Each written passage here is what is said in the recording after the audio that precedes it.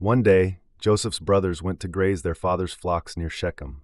Jacob, also called Israel, said to Joseph, "Go and see if all is well with your brothers and the flocks, and bring word back to me." So Joseph set out on his journey. When Joseph arrived at Shechem, he couldn't find his brothers. A man saw him wandering and asked, "What are you looking for?" Joseph replied, "I'm looking for my brothers." The man told him they had moved on to Dothan. When Joseph's brothers saw him approaching, they plotted to kill him. They said, "Here comes that dreamer.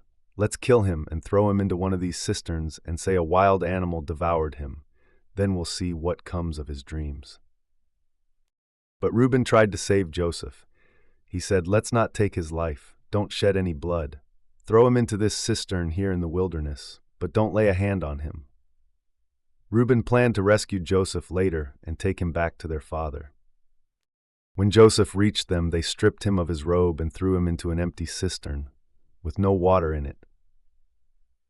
As they sat down to eat, they saw a caravan of Ishmaelites coming from Gilead on their way to Egypt. Judah had an idea. "What will we gain if we kill our brother and cover up his blood? Let's sell him to the Ishmaelites instead." So the brothers sold Joseph for 20 shekels of silver, and the Ishmaelites took him to Egypt. When Reuben returned and saw that Joseph was gone, he tore his clothes and cried, "The boy isn't there!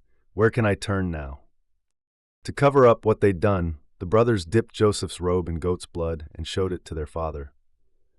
"We found this," they said. "Is this your son's robe?"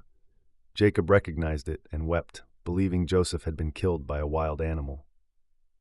Meanwhile, Joseph was sold in Egypt to Potiphar, one of Pharaoh's officials. Though his journey seemed filled with sorrow, God's plan for Joseph was just beginning. Even when life takes an unexpected and painful turn, we can trust that God's plan is still at work. Joseph's story reminds us that God can turn even the most difficult situations into something greater for his purpose.